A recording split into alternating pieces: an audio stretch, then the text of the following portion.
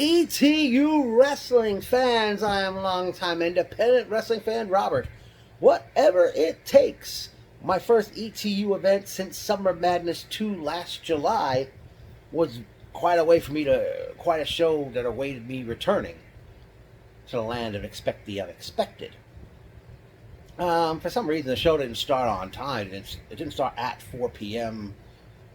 on the dot, sharp, what have you. It was like by 4:15 it was underway, and it started out with a grudge match, which stemmed from the show back in March, which was the one night tournament to crown the first Atlantic Tag Team Champions.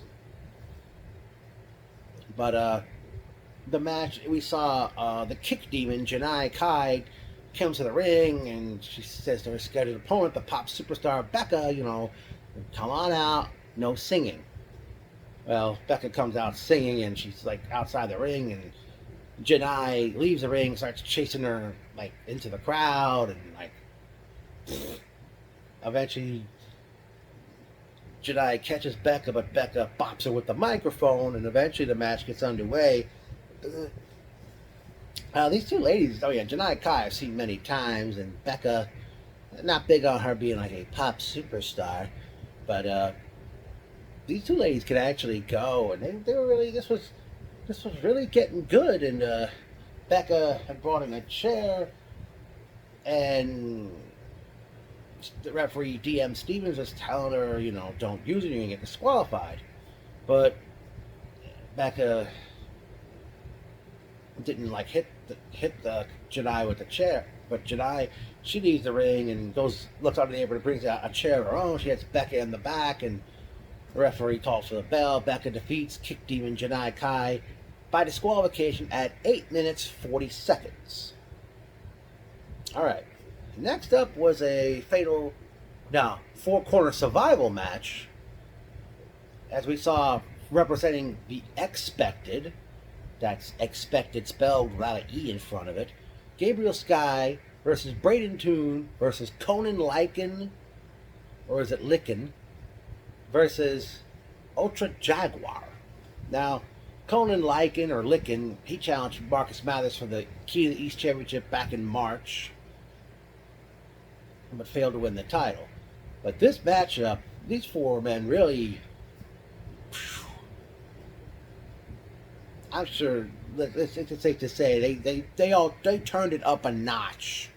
I mean, Braden Toon I've seen numerous times. Conan Lycan, impressed. My first time seeing him, I believe. He was impressive. Gabriel Sky, of course, we know how well he can go. Very good matchup for your Conan Lycan defeated Gabriel Sky, Braden Toon, and Ultra Jaguar at 9 minutes 13 seconds. Next up, we have A-Game, Joseph Alexander taking on the Expected's Ikaro Kwan. He was formerly known as something Thai, Thai in the past. That was his previous ring name. I don't know if this is his actual name he's going by now. These two guys, this was getting really good. Out comes Gabriel Sky and from the Expected, Gabriel Sky and Austin Luke. But then Matt Makowski, he comes out and he's got like two kendo sticks on his back shaped like crossing over to make an X, like I don't know, like he's wearing them like a backpack or something. I forgot it was Sky or Luke distracted the referee. Mako took one of those Singapore canes and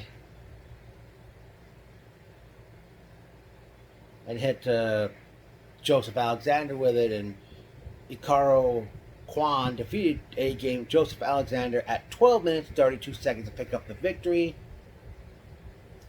After the matchup, they cut a promo, and Matt and Austin decided, I guess they weren't going to wait, but just so happened their match was next. They were scheduled to take on the Pillars, Tommy Vendetta and Malcolm Monroe the third, MM3. I may have gotten the wrong M's about his name, but I forgot it was Matt or Austin announced that Tommy Vendetta was not there, but MM3 comes out by himself, and he introduces his partner in the Cash Flow, Ken Broadway, and the ring announcer Bobby Banks. Very good ring announcer, by the way. I think he ring announcer for ICW No Holds Barred too. Bobby Banks, I'm sorry, announced the crowd that this tag team match is no disqualification, and man, these four guys were tearing the place up. They went into the crowd. I forgot what else they were doing with each other throughout this whole thing, but eventually Matt Mako and Austin Luke of the expected defeat MM3 and Cash Flow Ken Broadway at 11 minutes 1 second. Surprisingly, it wasn't declared an intermission, but Bobby Banks, the ring announcer, told the crowd we'll take a 10-15 minute break. And I don't know if they had to get the ring cleaned up or something, or what the trouble was.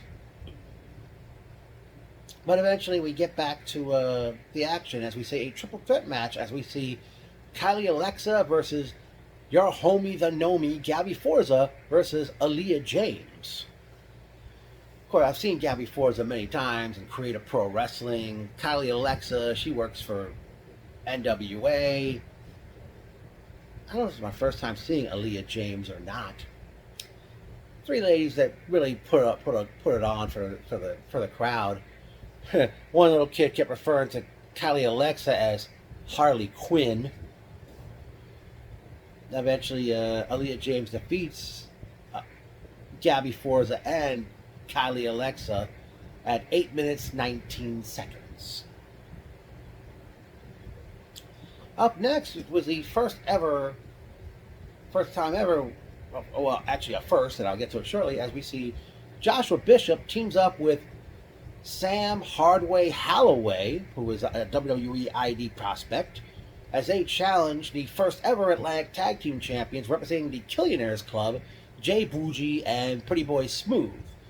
Now, this is the first time ever the Atlantic Tag Team Championship was being defended, unless I'm wrong, because they won the belts at March's ETU event in the one-night tournament. Good matchup these two teams had. I don't know if Holloway and Bishop ever teamed before. Bougie took punishment. Smooth got tagged in. He took punishment. I forgot how it ended, but Bougie and Smooth defeated Bishop and Holloway to retain the Atlantic Tag Team Championship at 12 minutes 45 seconds. At one point, Holloway, he accidentally kicked Bishop off the apron. And after the match, the two of them are arguing at each other, and Holloway slaps Bishop in the face, and did he give him a choke slam, was it? Yeah, he gave him a choke slam, and Holloway says he's tired of being disrespected by Bishop and disrespected by the fans, and left Bishop alone in the ring. Then it was time for the main event, as WWE ID prospect Marcus Mathers defended the Key to the East Championship against Mike Santana. I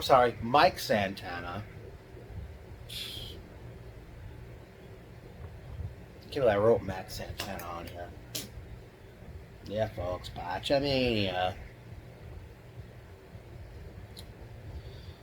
Well, just before the match got underway, Santana got the microphone and he tells the crowd, I know you guys had so much energy, have been bringing a lot of energy to the matches tonight, but for our match, I want to see everybody standing. You're all sitting in your seats all night. I want everybody to say standing, and I myself and others stood up, and as this match went on, and boy, did these two guys take it to each other. I mean, Mathers hit a 450, he had a 450 splash. Santana kicked out of. Near the end, Santana hit one lariat. Mathers kicked out. Santana hit a second lariat, and unless I'm wrong, Mathers kicked out at one, and then a third lariat, and Mike Santana defeats Mike Santana, defeats Marcus Mathers at 27 minutes, 16 seconds, become the new Key to East champion. After the bout, Mathers talked about when he was in the crowd, Mike Santana was on the show, and I forgot what Santana said. Well, Santana said that he actually came to Ryan the Struggles, who runs ETU. He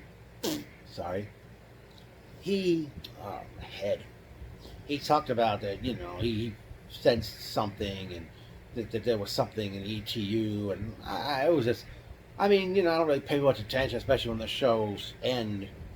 What a great way it ended, and I believe Santana and Mathers hugged, and at that point I started to take my leave. I had to go to the bathroom, and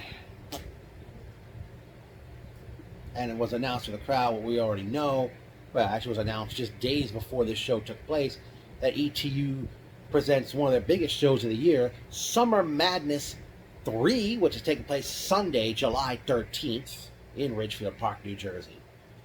Well, as far as this show is concerned, I thought there would have been a bigger crowd. I don't know what's due to the fact that the Subway Series happened this weekend, but I thought there would have been more fans for this crowd, unless the pre-sale wasn't so great. Oh, man. There was so many kids sitting around me for this show. There was like a bunch of young girls sitting in front of me, and one of them, I guess, a huge Marcus Mathers fan, because when he was defeated, she screamed, "No! No!" I don't know how many times she screamed no, but by the time Mathers and Santana spoke to the crowd, she did calm down, it seemed. I think it was right before the second match. I went to get myself one of those nice hot pretzels and a drink, and man, the pretzel was only like $2, and the drink was only $1. So,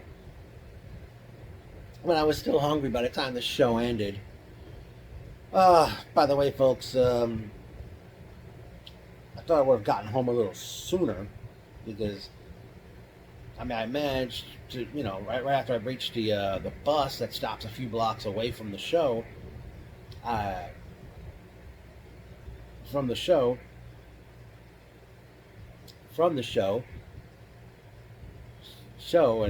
I reached there, and then I see the bus was coming towards New York City, but on one of the highways the bus was traveling on, I don't know if it was an accident or congestion or a slowdown on one of the highways, and and luckily I didn't have long waits for the subway trains to get home. I was home after 9 p.m.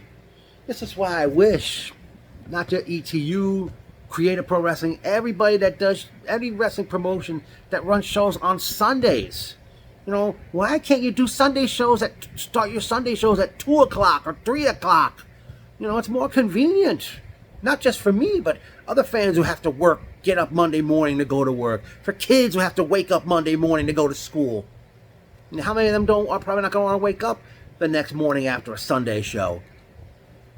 That's what I wish these Sunday promotions would do their shows, start them at 2 or 3 o'clock instead of 4 or 5 o'clock.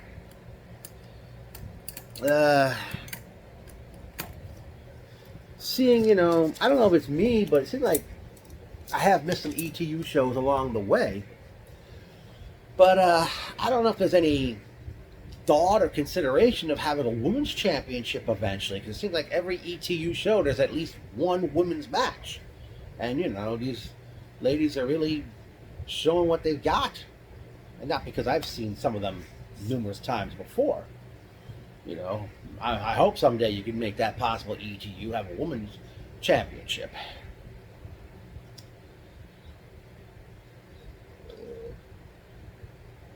Also, I noticed there were a lot of streamers given out. They were thrown into the ring as both Marcus Mathers and Mike Santana were introduced to the crowd.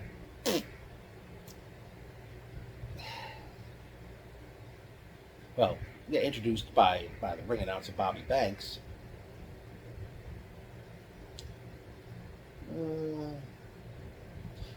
To my surprise, you know, normally Pro Wrestling Magic, when they do their shows in that building, they have a ramp that would connect the ring to the stage. Well, surprisingly, ETU used that ramp for the first time. So I don't know if it's a brand new ramp or what the deal is.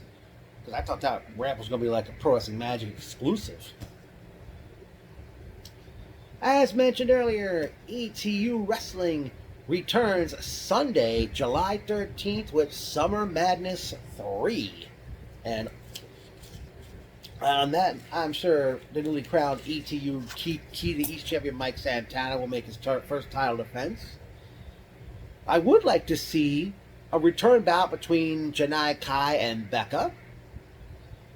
A one-on-one match between Sam Hardway Holloway and Joshua Bishop. I'd like to see Conan Lycan one-on-one with Braden Toon.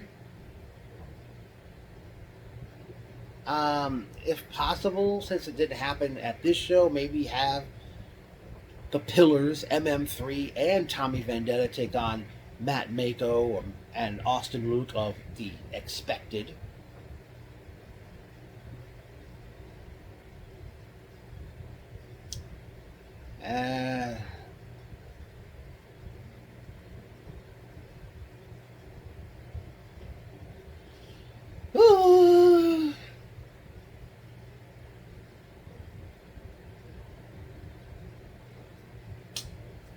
Wow.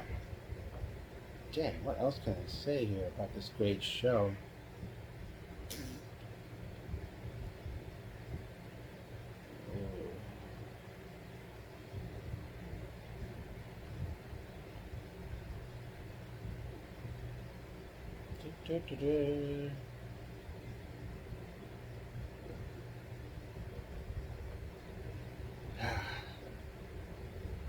Well, no, I don't know who Jay Bougie and Pretty Boy Smooth will defend the Atlantic Tag Team Championship against.